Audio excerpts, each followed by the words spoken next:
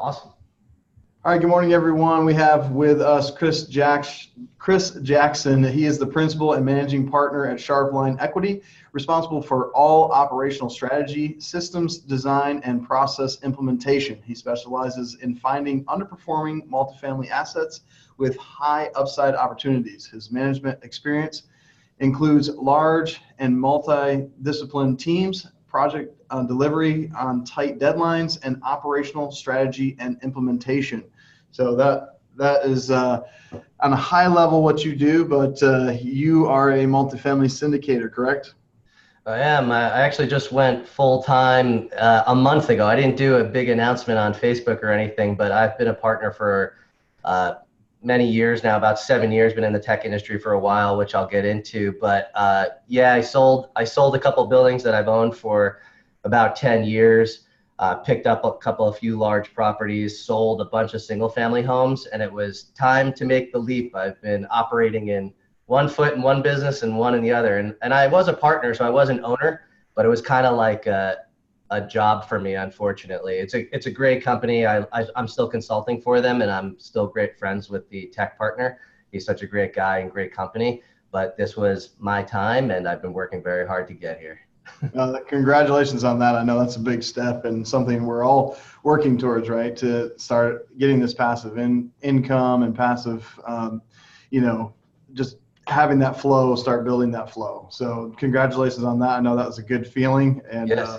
Congratulations again. And we'll let you go ahead and take it. Like I said, I'm going to mute myself and shut off my video, so you'll have the whole time, and I'll be here in the background, drinking my coffee, and then I'll come back in about 10:30 and we can go over any questions that anybody has at that time. Okay. I don't see I can bring up the screen, but I have 3 screens. I don't see anybody's chat questions, so I'm not looking at them right now. Should I be? Yeah, so if you go down to the toolbar at the bottom and click on chat, it should give you another pop-out window. Let me see. Sometimes it attaches to the actual session screen, and sometimes it gives a separate pop-out window. Let me just see. I'll bring it up here. Just in case anybody's asking, where is it? More chat up here. So you got 2 verticals and 1 horizontal. Oh, there's the chat. Oh, here's the chat screen. I'll bring it up here. Let me bring everything up again. That's there. That's here. And I got this. Yes. And the Q&A. Perfect. You got the Q&A as well?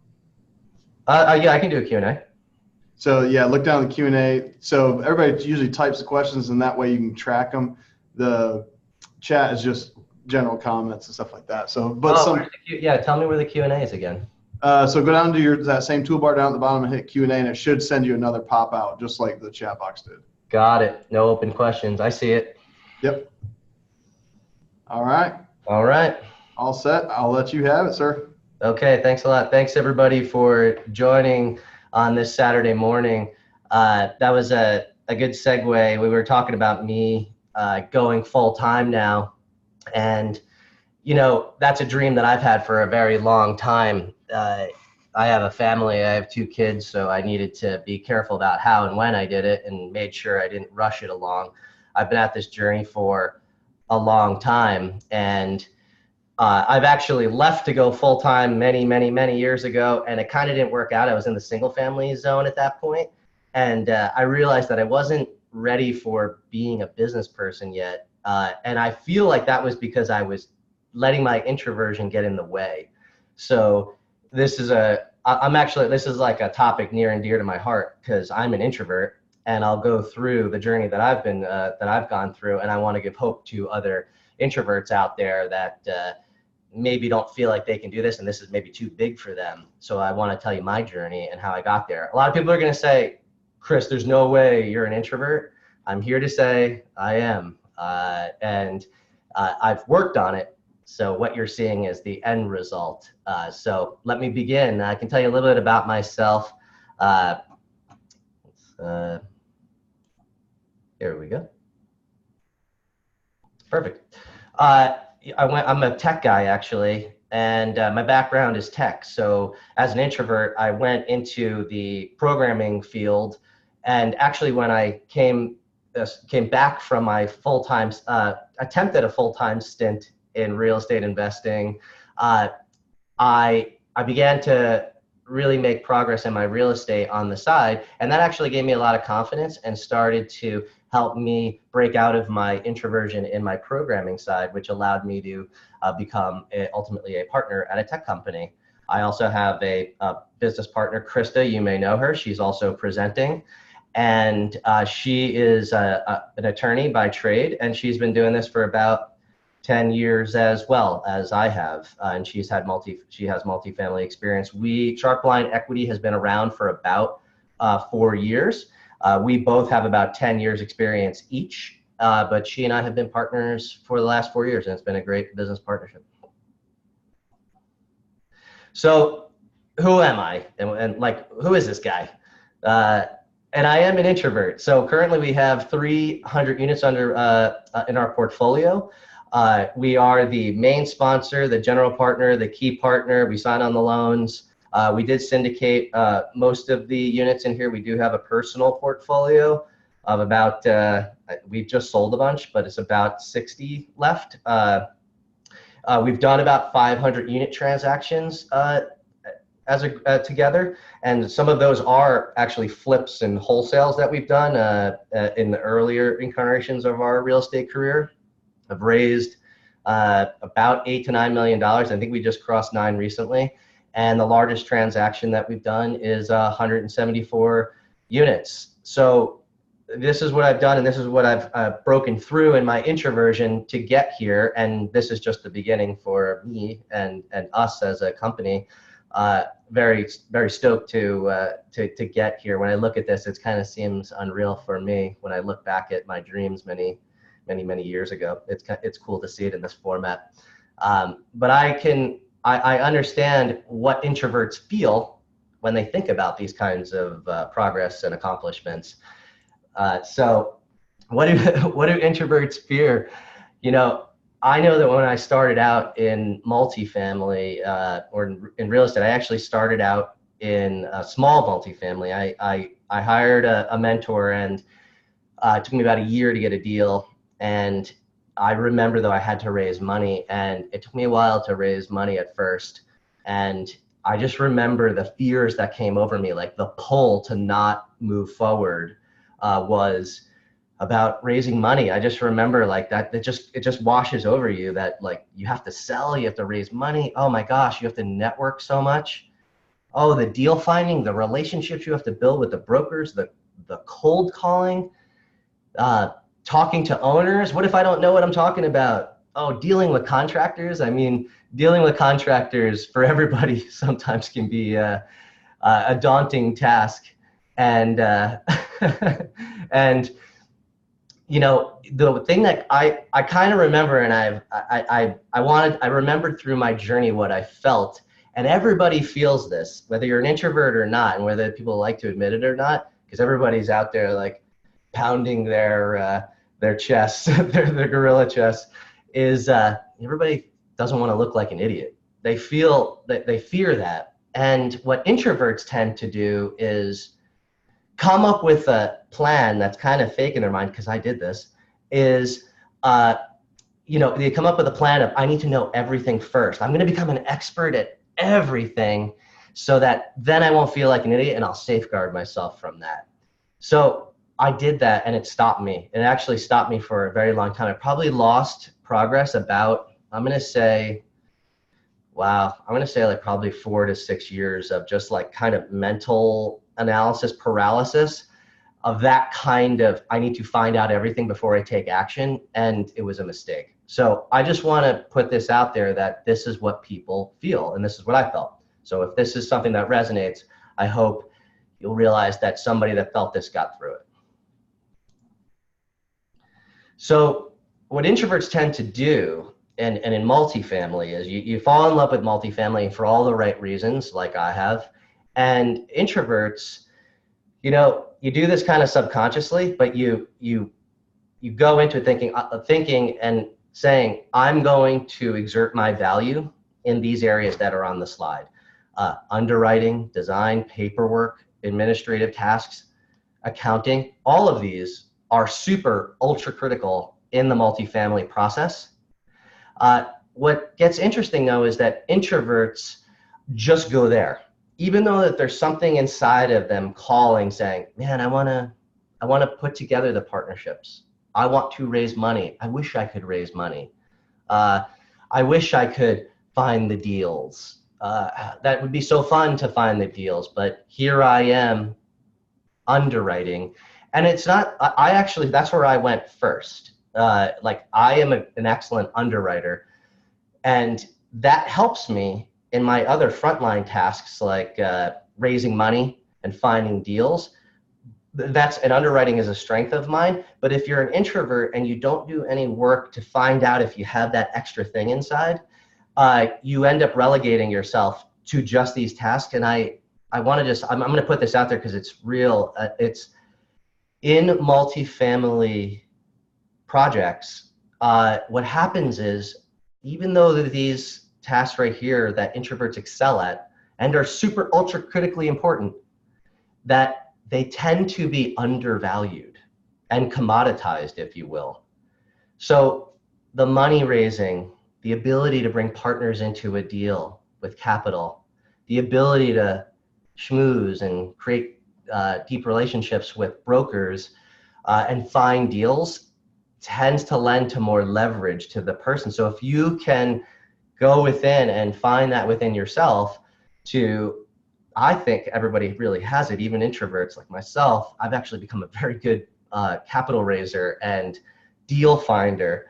So I've found, and it's very fulfilling. So I feel like, and you get more value and you can command more in the leverage of, call it the power brokering of multifamily, even though nobody wants to think like that. There's that aspect of it, and it's reality. And then the purpose of this presentation is so that those that feel like I'm a great designer, but I'm behind it photoshopping and providing great value. Like without great design on a lot of our rehabs and a vision for what the future tenants are going to live in their community with the increased rent, so that they feel great about paying the increased rent that we're doing. The design is critical, and the paperwork. I mean, I don't have to go through every single one of these. All these, accounting, obviously, it's critical. But what happened? But you get more. Like if you can have those pillars inside of you, but also raise money and also find deals or be a part of those, you will be able to exert more value within your partnerships. So I'm going to give hope to everybody that you introverts out there, that you can become part of the front lines. So introverts can be on the front lines. I mean, I'm out there raising capital. I'm finding deals like I'm hunting for deals all the time. You see me out there on Facebook. If you haven't, friend me, follow me. I try to post as much as I can about the hunt and the work that it takes, the calls. But introverts can be all of this: team building, finding the right players to come into your universe and add value with different skill sets. I mean, vendor relationships are critical in this as well. You got to have great relationships with your vendors, contractors, all different types of vendors, people that are willing to do you solids. Like mistakes happen on all sides, and you have to go through the process of experiencing those, and then you work it out with your vendors. So you have to have that frontline relationship building. And then partnerships in multifamily. I mean, partnerships are so huge in multifamily. So introverts can be a part of bringing together the right partners, solving interpersonal conflict, because when you have a bunch of people at this level of business where it's super serious, there's a lot of money at stake, and there's going to be some interpersonal conflict. That's just the nature of business. Like, it's not all unicorns and rainbows all the time. So an introvert actually, when they become more of an ambivert, which we'll talk about later, can add the strengths of being an introvert, which are, like, I'm actually going to flip it on everything. Like, caring what people think is viewed as like a negative, and it is. It slows you down a bit. But if you can find the strength within what I'm saying, I'm trying to articulate it correctly. Introverts care about what other people think, and it can be an advantage to you and the property and the investors, because when you care about what people think in the right way, that doesn't slow you down. You are looking to solve problems that are happening within partnerships or vendors or your property manager, and you are the peacemaker. You know when to reach out to various parties and just say, hey, I don't think that they actually meant that. What are you thinking? How you feeling? I know, let's talk about feelings, but that's what introverts do, and it works, and it's helpful, and partnerships strengthen, and relationships strengthen. So I'm actually the peacemaker in all the partnerships. I know how to work with everybody to work with everybody's needs, and when things get tense, because they can, you know how to talk through the issues and lift everybody up. And I know how to talk about what's going on with me sometimes too, where maybe I was a jerk one day. I mean, I get hangry. I mean, I'm human. So it's like things happen and you realize that you've said something, you got to come back from it. That introversion helps. Hey, I didn't mean that. Bad day, apologize, strengthens the group. So introverts can be on the front line. Raising capital, we'll go back to the top.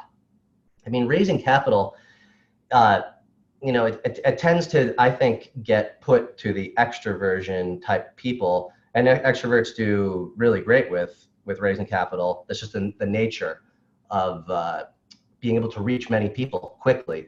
Introverts don't necessarily have that within them, but when you become more of an ambivert, you talk to more people. An ambivert is somebody that goes in between introversion and extroversion, and that's me. And when you go in between introversion and extroversion, ambiversion, what happens is you can talk to more people, and you just by nature, you connect deeply with people.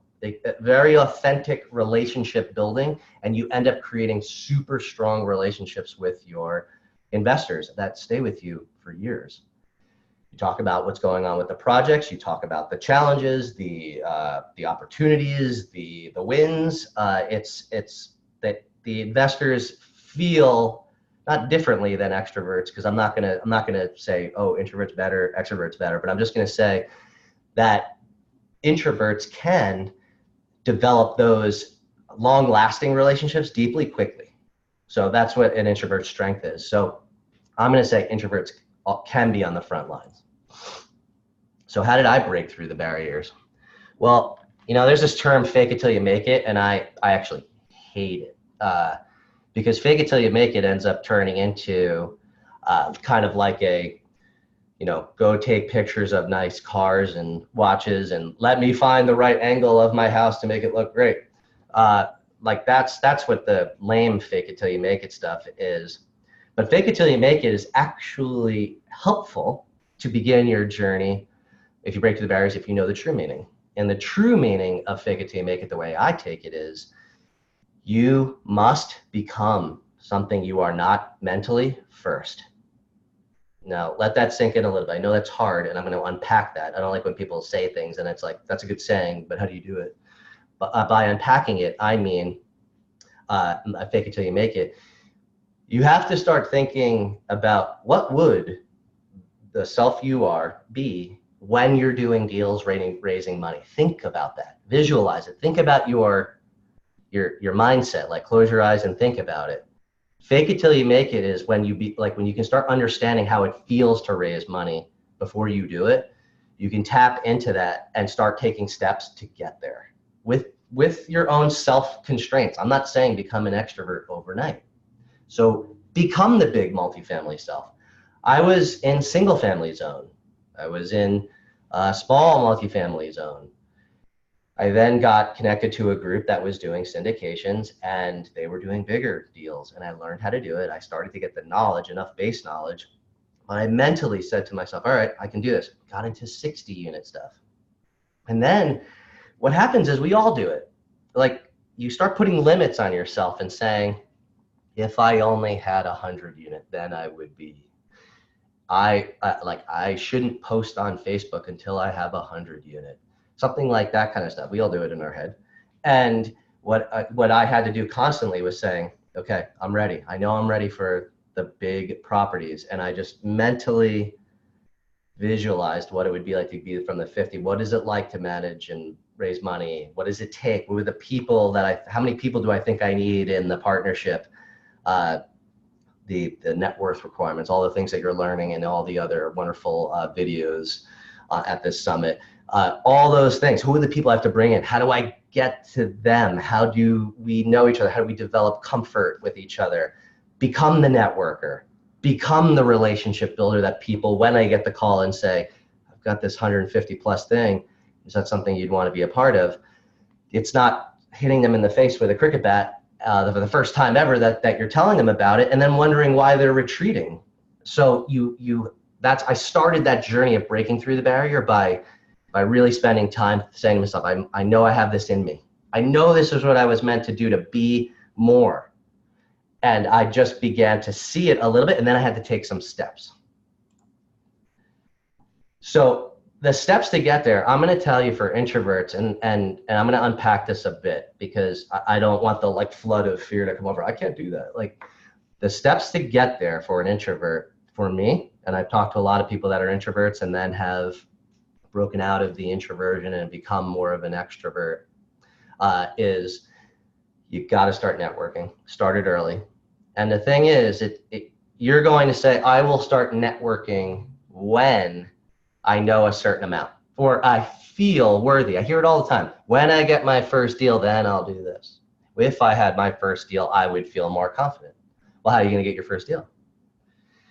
Begin networking immediately. And I'm going to say that for me, what worked was doing it gradually. I'm 10 years into this, so you're seeing me expressing myself with confidence and comfort because I'm passionate about this topic and I'm living my dream, which is wonderful. But I can go back to my mindset when I first started getting into this and saying to myself, I'm sick of thinking about this stuff. I know that there's more for me. I know I can do this. I know I was born to do this. I know that there's some of you listening right now that are saying that. I was born to do this. I just know it's inside of me. And I said to myself, I gotta go network more. So what I did is I'll tell you what I did, and then I'll tell you what you should do. I went to a local RIA, and I went to, it was about 60 people. It's 2019 now, so this is gonna be 2009. Remember, in 2009-ish, 9.5-ish, you go to a RIA meeting, it was gonna be kicking the can and people have their heads down. Real estate was not cool then. It was, what are people doing here? So I walk into that and I'm beginning networking. So I went in there and I was nervous as heck. I mean, I was a full-blown computer programmer every day, going on the computer, full code dog.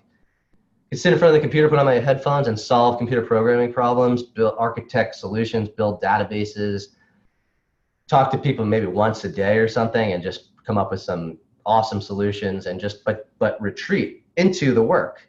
So all of a sudden now going into let's walk into a room of 60 people that talk about a topic I don't know too much about, but I need to make this happen. I went in there super nervous. I think I must have been a weirdo. I mean, who cares though? Like I said, I can say that now, who cares? But I did care, obviously. But I walked into a room. I think I talked to one person the first time. One person. Shook their hand, just asked them about what they were doing in real estate, where I was going to go in real estate, and what aspect of real estate I liked. I think we talked for 6-7 minutes. I latched onto this person. He probably wanted to go talk to other people, and I was just like, I don't know if I can do this again. So I just talked to them for 5 to 10 minutes, and that was it. And I know what I did after that, and I'm going to tell you not to do it. What I did after that was I started to do that bad negative self-talk. I was saying I should be talking to more people. I shouldn't, I just felt like I was this isn't going to work. Like, it would be easier if I was more of an extrovert. But what I did do, and I remember this flip. I remember it. I said to myself, "You're going to go back next month. You're going to go back." So I went back next month. So it's a month. A month is a long time when you're in it, self-analyzing. So you go back, and I go back next month, and it was easier. And I did talk to 3 or 4 people the next time, and the next month 5 or 6. And then I called those people back. And what happened, what a lot of networking books talk about, and I felt like it was a little bit detrimental to me, was like kind of this goal of talking to many people. Like if I had listened to some of the advice I know out there that's like, go talk to 20 people, I just would have said, I'm not fit for this. Introversion's for me. Give me introversion. I'm gonna quell the other pieces that I feel that are meant to flourish in business that are inside of me, but I need to squash them because, so I'm going to say, don't do that. Go there and just talk to one person and then have a victory. So other things to get there are, I know when it's on these types of stuff, I know that like education and mentorship kind of gets a negative connotation. I've had 2 mentors, so I'm not going to mention who they are or anything like that. They were local, but I'm just going to, local to me, but I'm just going to say it was critical. My first mentor was kind of like rocket fuel to get me to my first deal. I got a 5 unit for my first deal, and it took me a year. I raised money for it. So I needed mentorship. I had to learn the basics to get my first deal. My second mentor a few years later was where I went from what I knew to go into the next level and understand what syndication is and how to put it all together.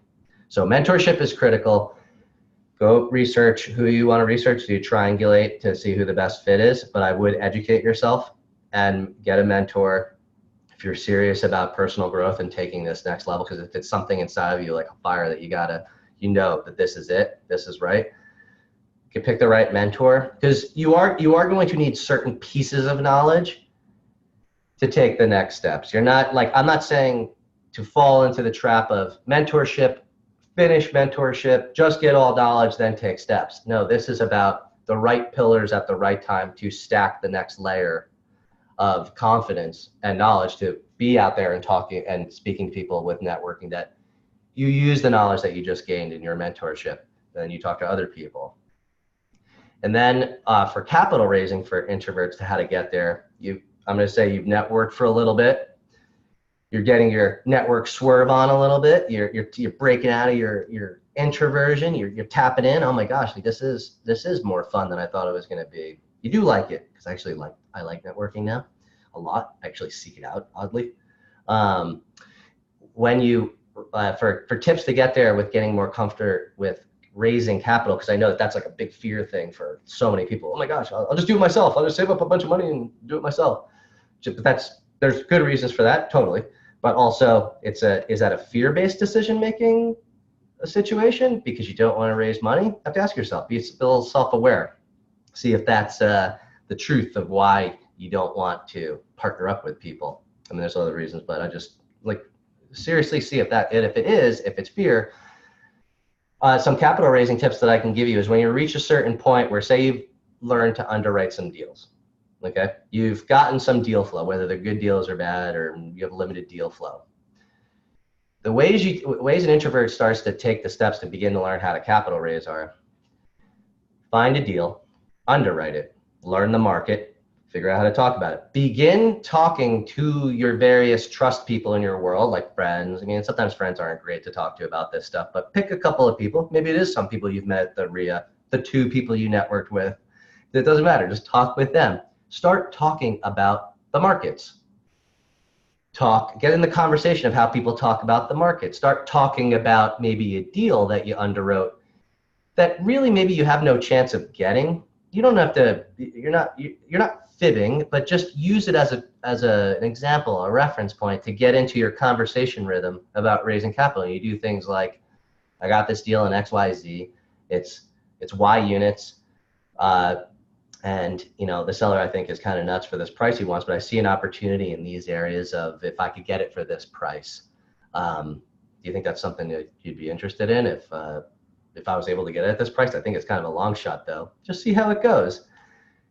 Would you want to get involved in the project? You can just kind of float things and test the reactions. And sometimes they may go well. Sometimes you'll edit how you say it in the future, but you're just getting practice. And then what happens is, if you see that person again, they most likely will ask you, hey, did whatever happen with that deal? And you'll say, well, I put in the offer, but it was too low, and I just stuck to my guns. And you do. I stuck to my price, and they'll say, excellent. I'm glad you did that. Let me know when you get the next one.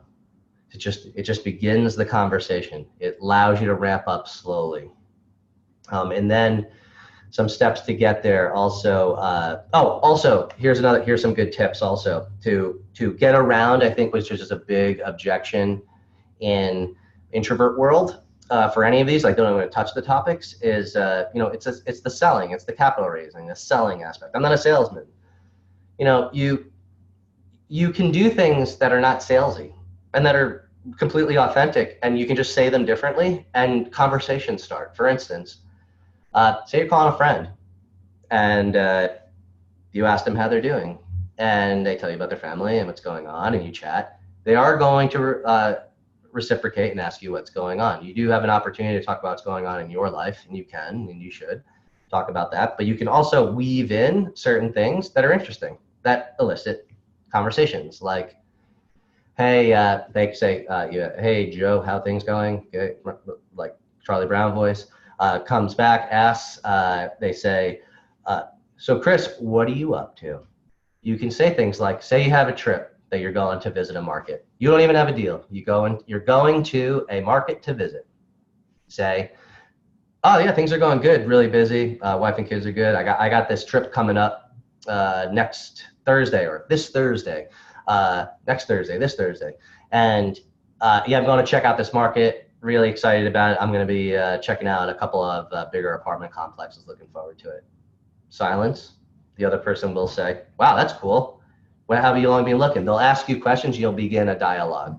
Then, okay, Chris, but what if I'm not going to a market? Well, go to a market then, and have that in your repertoire of things to talk about. What about when what do you think I say when I have these conversations? I just got back. It's the same. Hey, Chris, what are you up to? I'm just going to rest this weekend because spent 4 days at a new market, emerging market, did some research, talked with the Economic Development Committee. Yeah, really exciting. Great things going on in this city. Great vibe. Drove some properties. Super exciting. Just be excited about it. Talk about it. They're going to say, wow, cool. So tell me about XYZ town.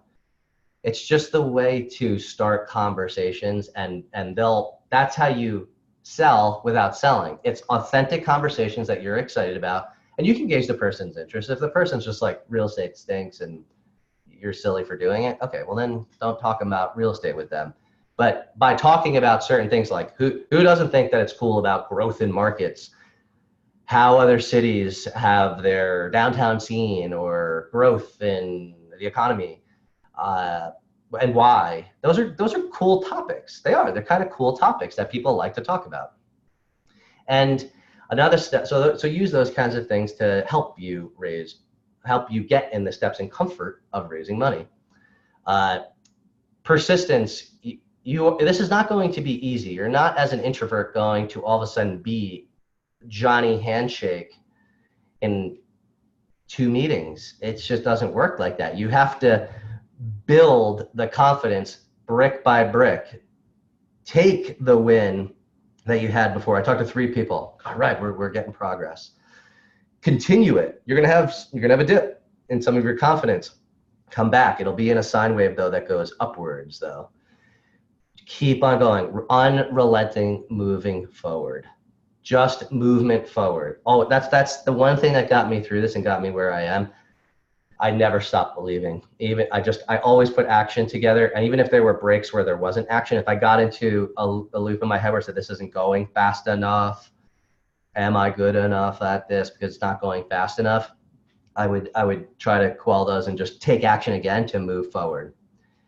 And then you're going to have some adversity through this. You're going to have a bad call. You're going to have a bad meeting with your brokers.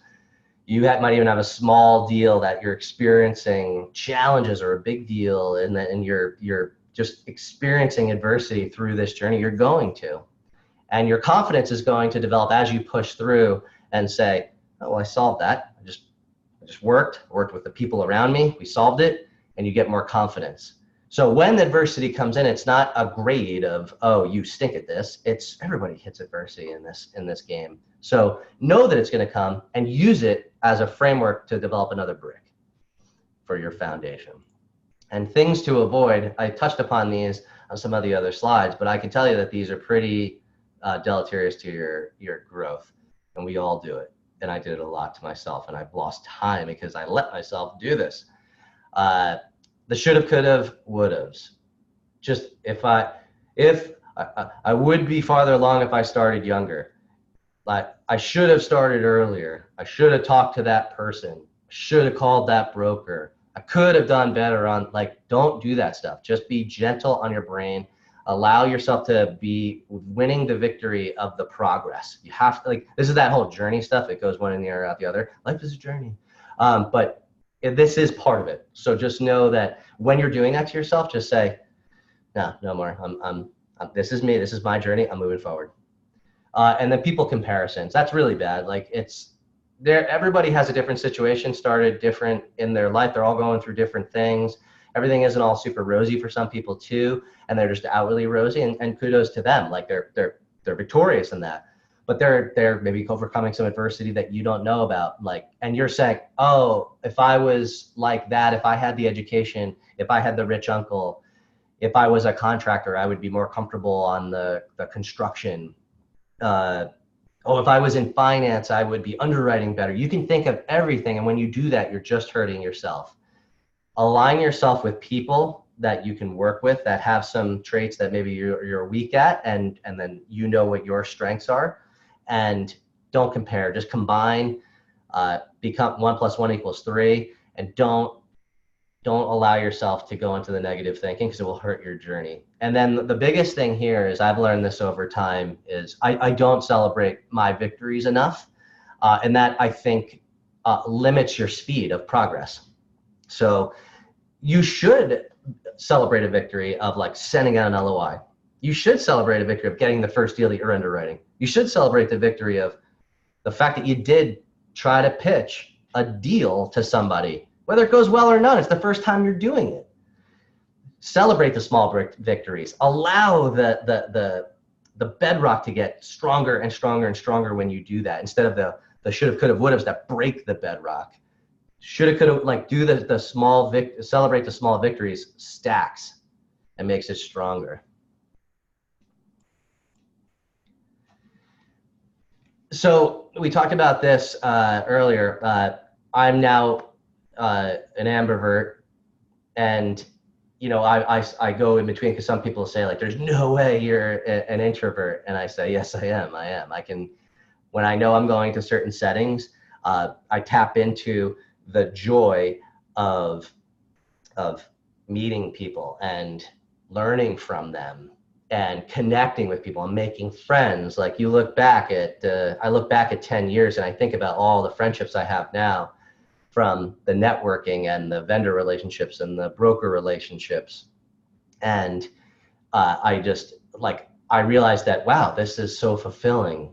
And that's because I leaned outside into extroversion, into ambiversion. And you really can do it. Like, you introvert, don't let yourself, if you feel like you are a money raiser or a deal finder that requires me to, like, developing relationships with brokers, or like maybe pulling together the right people, team building.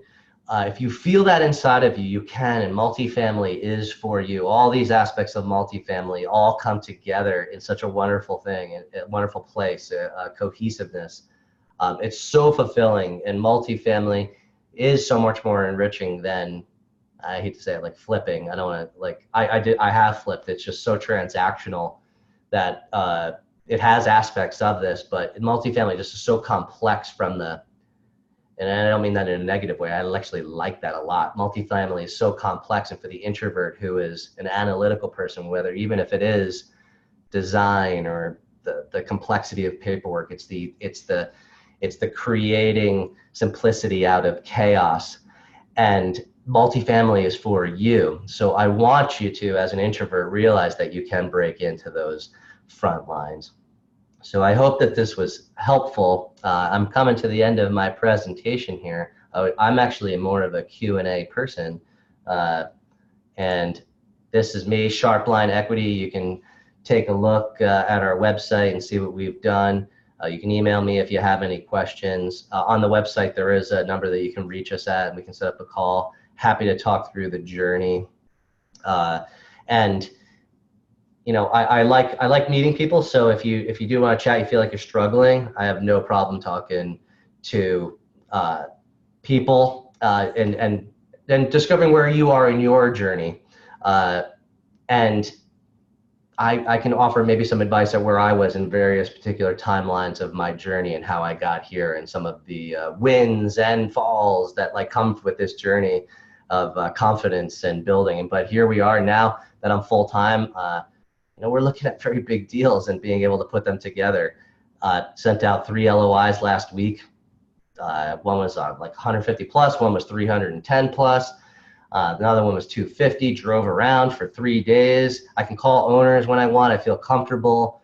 It's a wonderful feeling to have broken through and still, though, not shun my introversion. I accept it and like it. I double down on it, but I've tapped into my ambiversion to see the extrovert inside of me. So let me know if there's any questions. Hey, Chris, I'm back on. Great presentation. So we had some people here, our back office that's running things behind the scene was pretty interested in your session there, being introverted. And Dan and I don't struggle with that. I don't know if you guys have, anybody that's met us know that. But I think that everybody has a little bit of it, like just it's almost just that stepping outside of your comfort zone. So that's right. Breaking through that barrier. And it's all about setting expectations because everybody lives comfortably in what they expect is the norm or what the status quo is. And once you set a new status quo, then you're comfortable in that status quo. And, right. So it keeps on moving up. And it's same with, like your working environment. Like, you think back to when we were younger and you had this job and you think about what is a great level to be at. Oh, I'd like to have a car and have it paid. And then you reach that and or you get a raise and it's hard and you can never go back, right? It's always more and more new comfort zone, new level, and I think that ties into what you were saying about, Well, even for people that lean towards more extroversion, it might be like, I'm an extrovert when it comes to meeting people and developing relationships, but I would never want to public speak. Right. And then it's like, because I've talked to somebody recently that's like, I believe I'm an introvert, but I really don't mind going out and shaking hands and meeting people. It's great, but man, if I have to speak in public, it's over. And that's everybody's fear. It really is. But to your point, like everybody struggles with this, and you just have to do it. Go to a meetup and talk in front of 5 people one time and have your heart racing like it's 150,000.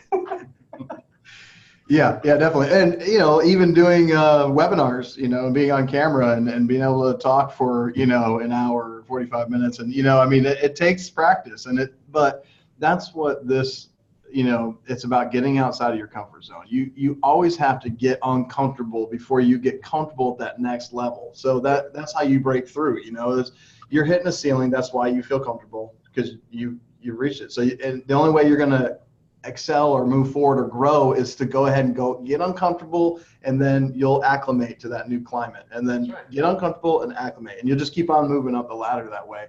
And I've come to realize over the years that when I'm feeling uncomfortable more often, I'm actually stoked now because I'm like, all right, we're pushing it, we're constantly pushing. Yeah. Yeah, we all understand that friction creates strength. That's why we go to the gym and work out. We don't just, sit there and lift air. We have to have something resisting us in order to grow stronger. So, those things, when you're pushing the limit, that you're gaining strength, you're gaining knowledge, and you're attaining new things. So, like you said, it's exciting now because I know if I'm good and everything's I'm comfortable, I should be doing something different. I've actually gotten uncomfortable when I realized that it is different than relaxing. Yeah. If you're just sitting around and you're like, this is too easy, you are not pushing it. You're like, actually I start to get concerned now. I'm like, okay, I gotta get momentum going again. Yeah. Yeah. And then those days where you're like, I feel like my head's going to explode. maybe I did too much. Let me.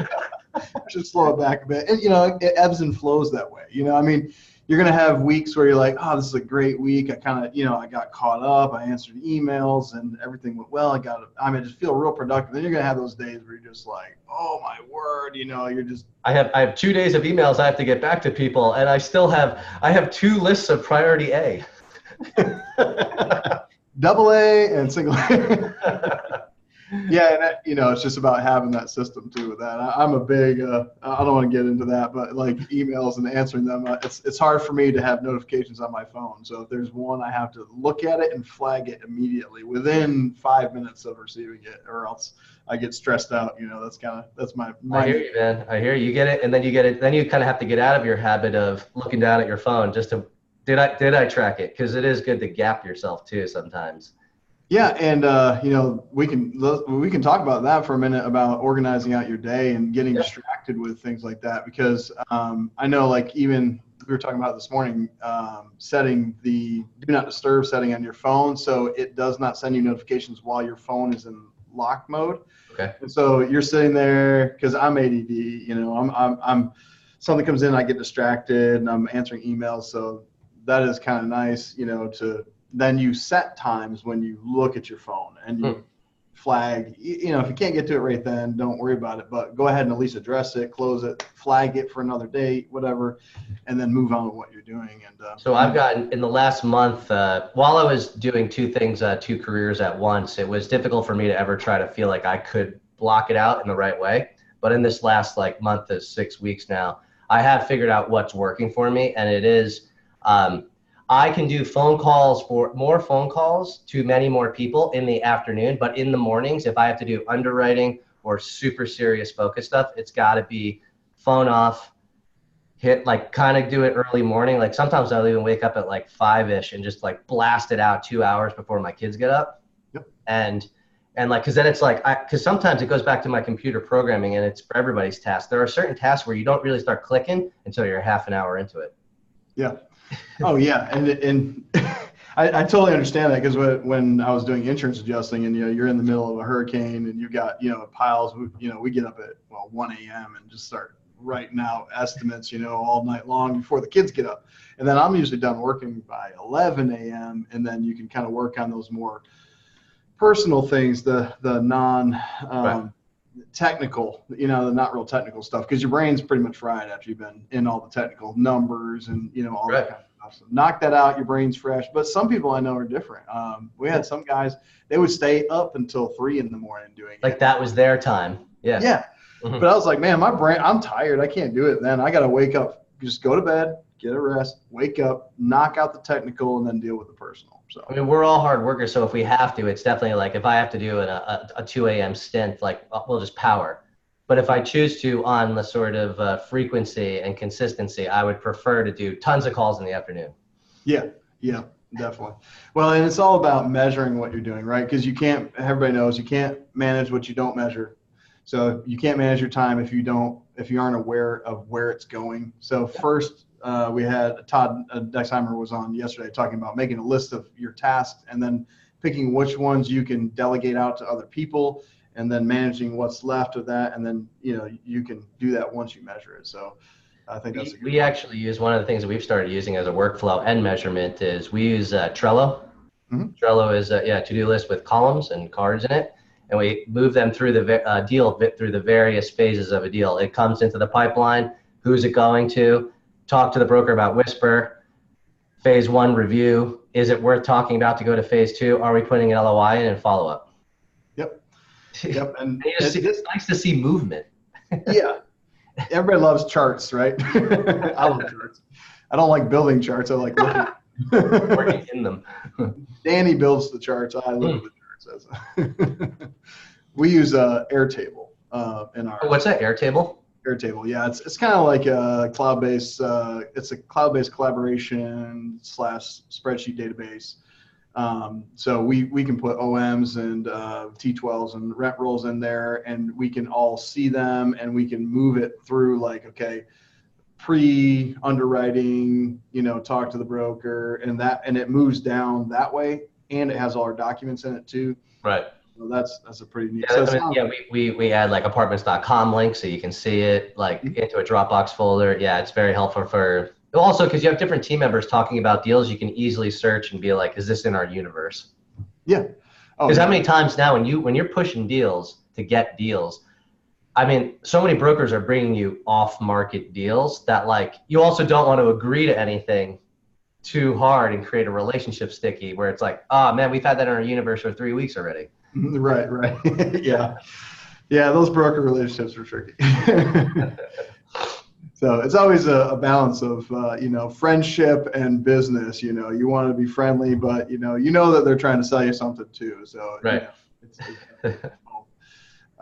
So it looks like we have a hand raised, but I don't see a question. So if you have questions, be sure to type them in the Q&A in the box below.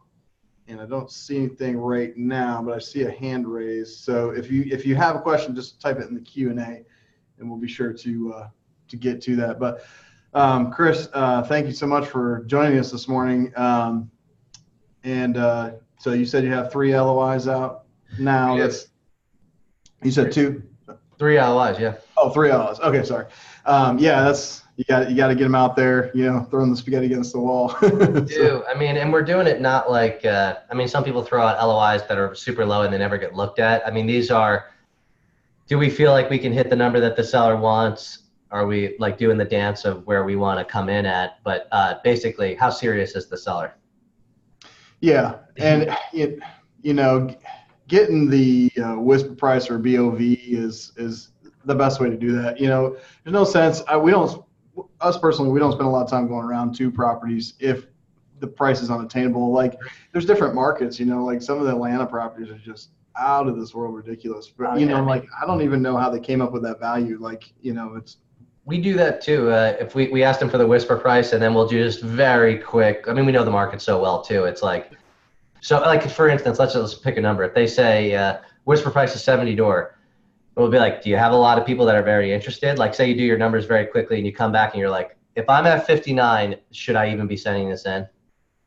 Yeah, and building that relationship with the broker, we can just say, that's where we try to get with them. It's like, hey man, this is where we're at with that. I mean, do you even want us to submit this LOI? Is that going to help you with the seller, like get offers? If it's a waste of your time, I won't submit it. But here's where we're at. You're over here, so Right. Do you have a 65 that I'm not going to go to, but you want to see my 59? Like then you're helping out the broker. Yeah. Exactly. Because if they get a lot of offers or a lot of activity, but it'll help them. They may just go ahead and deal. If they don't get a lot of activity, then the seller might be like, "Well, I don't think you got us enough exposure, so I'm going to sell it at that price." Whereas they get a lot of traffic, like, "Well, this is the market yield, so we're just going to go and let it go." Yeah. So it's about talking to your broker and building that relationship. But that comes from, stepping outside your comfort zone. That's it. You want to get coffee with the brokers and, meeting them. Years. I have a bird dog that sends me stuff in Atlanta that I kind of see a lot before really everybody else. And 2 years of relationship developing. I know about his kids. I know where he's moving. Like it's like it takes to get that kind of access. It takes true relationship building. It does. Yeah.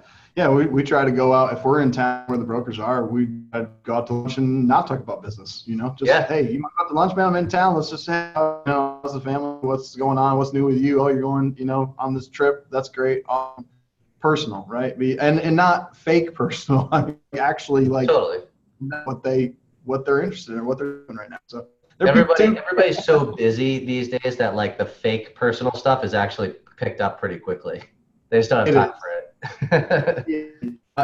I mean, if somebody's trying to sell me something, my guard is immediately. I'm like, choop, yeah, see ya. If I need it, I need to move on to my AA task. Yeah, exactly. So, all right, Chris. Well, thanks again for being with us this morning. We look forward. What's the next conference that we might meet up? Oh, let's see. Are you going to Ultimate Partnering? I'm not. Is that the Boston one? It is the That's Boston awesome. one. I'm so on that one. Are you going to Jake and Gino, That's Orlando, September? in Oh, Orlando. October. When is October. that? October. Yeah, Yep. I'm planning on doing that. Plus, Yeah, it's that's all right. always a It's good one. Florida in October, so yeah, But there's got to be a few in between now and then. yeah. But I I look think forward to there's. seeing you. I haven't seen you in a while. It'd be good to catch up. Oh yeah, definitely. Always good talking with you, and good luck on the.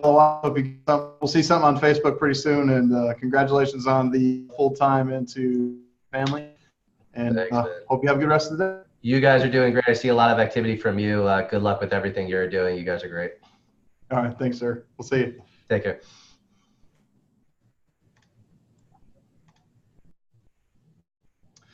All right, everyone. Thanks again for joining us. Second, great, just real personal. I love getting that kind of stuff, just down to earth stuff on practical, practical knowledge. So you need that when you're getting into this industry. There's everything. So I want to go over a few things before we end this session, going into our next session. So let's go over the schedule real quick. Coming up next, we have a room 9 laws of renovating apartments with Nathan Tabor. If you haven't heard Nathan speak or haven't met Nathan, he's a great guy. Great guy. I love talking with him. So check that out in room 1. The best room, though, is room 2 where you're at. So please stick around. We have steps to raise the NOI, okay, with Juan Vargas and Yoshi Asano. Okay, so be sure to check that out. Raising the NOI, that is how you make money in this business. So it's not about, that's your property value. So raise your NOI, you raise your property value. So check that out if you want to get some tips on raising NOI. And in room 3, how to legally market your deals to investors with Kim. That's going to be on SEC regulations. And so check that out in room 3. But don't forget, we have some special announcements right now. So I want to get you registered to in the iPads. We have 3 of the iPads, and we have another way to go over that in just a minute. So register for the next summit in January of 2020. You go to nextmfin.com, register there. You'll be entered to win the iPad. You can go to the podcast. Go to the podcast. Help us send a review, post a review, send a screenshot to Stacy, STACEY, at multifamilyinvestor.com, and you'll be entered to win again, and then participate as much as you can. Be in all the rooms, listen to all videos. On the video thing, it takes a few days to get these rendered and to download them, so we'll be after the summit when the videos are available to download. Okay, so just be patient. It just takes time. I know a lot of people are thinking it would be immediate. It just doesn't work that way. So please be patient with on that. We'll get them to you as soon as possible. I was working on that during this session a little bit, getting some downloads done. So here's the big announcement of the day. We are doing a fundraiser today. This is going to raise money for Whitney Sewell family to adopt a child. This often they've already adopted 2. They tried to adopt another one and it didn't work out. It's a lot of cost and everything. Whitney is a great guy. If you listen to his podcast, the syndication show, great content guy. And we know him personally. We've met him multiple times. Just great guy. So we are trying to raise money for him. I'm going to put the link in the chat box right now. Click on the link. Dan Hanford's going to match the next $1,000 that comes into that GoFundMe, the next $1,000. So I'm going to make sure he pays. So I'm going to go on right now and donate $100, get it started. We had some great donations so far. So please there, take a minute. It's a great cause. Let's make it happen. We'll see you in just a few minutes.